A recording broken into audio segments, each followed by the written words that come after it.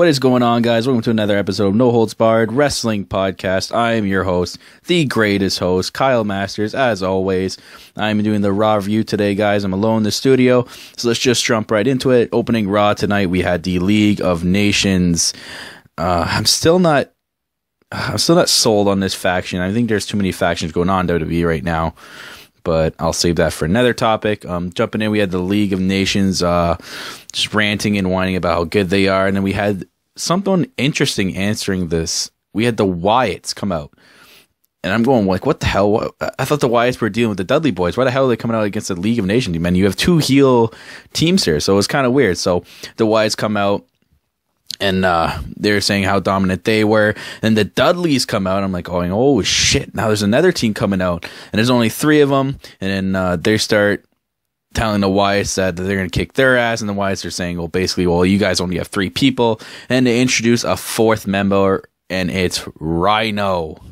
Yes, Rhino. I honestly thought it was either going to be like Spike Dudley or RVD, but it ended up being Rhino, who was in NXT for a while, if you didn't know. And they finally brought him up to join this, looks like it's EZW Originals team to face the Wyatts at TLC. So yeah, they come out and they start ranting with the other teams, and then Reigns, Ambrose, and the Usos come out next. So they're all in the ring, and then after commercial break comes back, we have a fatal four-way elimination tag team match. Basically, we had one person from each team in the ring in a fatal four-way match, and whatever opponent from each team gets pinned, their whole team is eliminated. So it was a really good match. It was like really pay-per-view quality type of match. I'm surprised they had this for Raw. I mean, it is a go-home show for TLC, but they had a really good match to opening up Raw this week, so it was good. It basically ended in Roman Reigns spearing Sheamus and pinning him. Definitely making Roman Reigns look strong before their TLC match at TLC. But good on Roman Reigns spearing and getting a win over the champion. Moving on, we had Kevin Owens versus Dolph Ziggler. I thought this was a pretty good match. We had Tyler Breeze watching at ringside, which I'll get into later. Anyways, it was a really good match. A lot of good spots back and forth. Kevin Owens ends up winning clean with the pop-up powerbomb. And then Dean Ambrose comes out. He throws popcorn in Owens' face and his pop, and then leaves. Sick, I guess. Like, I don't get it. It's really childish. I didn't really understand it much. I mean, yeah, they're feuding together and they're gonna have an IC title match at TLC, but I thought that was very pointless. But whatever. Moving on. What the hell was the point of Tyler Breeze being at ringside? I mean, you had him face Dolph Ziggler in the past weeks and feud with him, but he didn't do anything. He didn't do anything to affect this match. He didn't interfere. He didn't cause a distraction. He was just sitting at ringside. What the fuck? He didn't even need to be there. Like, it was pointless. I don't understand. Even at his own entrance televised, which I thought was pretty dumb since he got no involvement in the match at all. But anyways, moving on. We had Brie Bella and Alicia Fox versus Sasha Banks and Naomi. It was a pretty normal Divas match. Or Naomi, sorry. It was a pretty normal Divas match. I really do think Sasha needs to get pushed as a singles diva. She's way too good to be in a faction right now. She really stands out in Team Bad. I mean, the crowd chants, "We want Sasha" every time she's out there, even when she's in a match. So I really do think Sasha needs to get pushed. It was a pretty normal Divas match. Really nothing good that standed out. There's some distractions, and Naomi won with the rear view. I'm bored. This is boring. But don't be sour! The New Day saves the day. New Day saves us with giving Team Bad they have these new unicorn headbands. If you didn't see, go check them out. They're these headbands with this big unicorn horn on it. They give them some in the ring and start dancing. This was literally the best part of the Divas match, was when New Day comes out and starts dancing with Team Bad. But after coming back from commercial break, we had the New Day in the ring talking about their TLC match on Sunday and risking losing their championship match, saying that they don't have to get pinned. And the Lucha Dragons come out and a match ensues, which is the New Day versus the Lucha Dragons. It was a pretty good match. Usos were at ringside. I didn't see how they got out there. It just randomly appeared out there. But anyways, At one point, Xavier Woods goes and chirps him with the trumpet, and then they kick the shit out of Xavier Woods, which is pretty funny. And then Kingston was distracted by this, and then Sin Cara won with the roll up. I mean, that's not really making the Lucha Dragons look dominant in this fashion. It was a really cheap way to win, so I'm not sure why they let the Lucha Dragons win via roll up. But anyways, this should be a pretty good match at TLC, as it's going to be the Usos versus the New Day versus the Lucha Dragons for the tag team titles in a ladder match. So hopefully we see a really good match out of all three of those teams on Sunday. Moving on, we had Miz TV. Ric Flair and Charlotte were the guests. Both Miz and Charlotte had a really good conversation. It was really, really intense on the show tonight, and I thought it was really, really well done. They're talking about the feud with Paige, and basically Charlotte saying, like, well, too bad Paige isn't here. And then Miz says, well, guess what? And then Paige shows up. I really do think they're going to turn Charlotte heel. Just the way she was presenting herself in the conversation with Miz and how the crowd's reacting to cheering for Paige and booing Charlotte.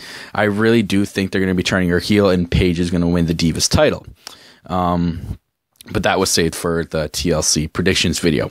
It's definitely a good build up for their match on Sunday for the Divas Championship. I really wish they had a TLC stipulation in this match, but it sucks because I don't think we'll ever see that with a Divas match. And the least they can do is make it a chairs match. They can do a couple spots with some chairs, but anyways, this is a good build up for this match. Really well done, Miz TV. Usually that's a bore fest, and it's saved for SmackDown.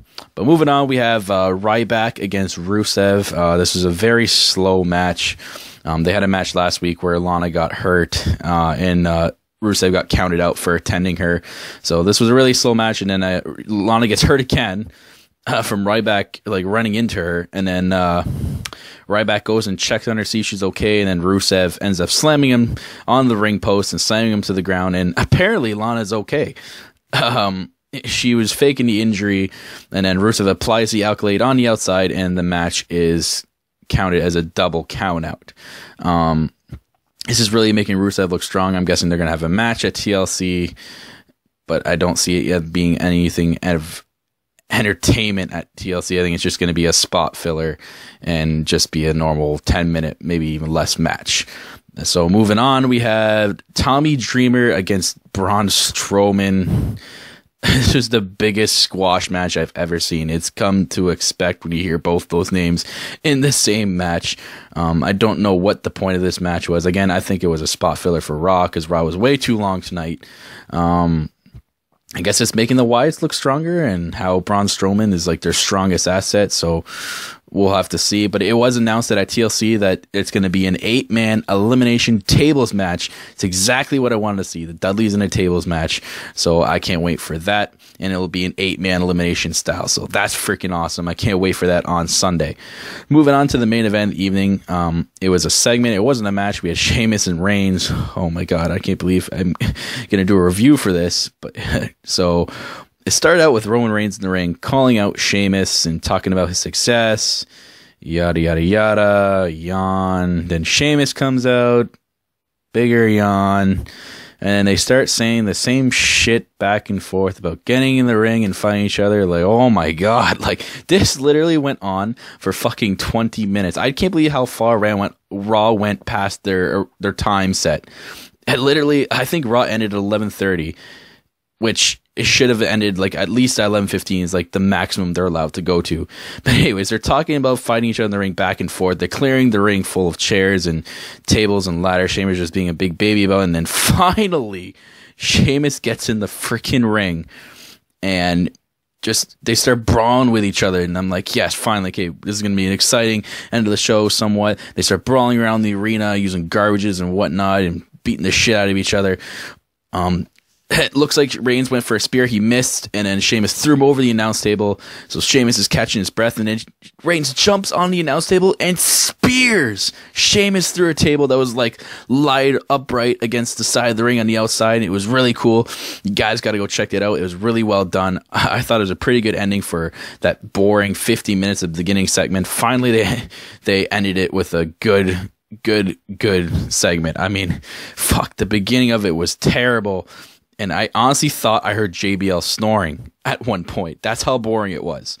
But yeah, Raw was way too long tonight. I'm not sure what they were doing. I think they were scrambling to put a good show together, a good go-home show for the TLC pay-per-view. So yeah, WWE needs to step up next week for the Raw after TLC, which I presume is going to be really good because I'm hearing rumors that Brock Lesnar is going to be there. But anyways, guys, that's pretty much all that happened on Raw. They had some stuff announced for SmackDown. One of them was the contract signing for the IC title between Ambrose and Kevin Owens. We'll have to see how that goes, and I'll do my SmackDown review for that. So check it out on Wednesday or Thursday, guys. I'll try to get up as early as possible.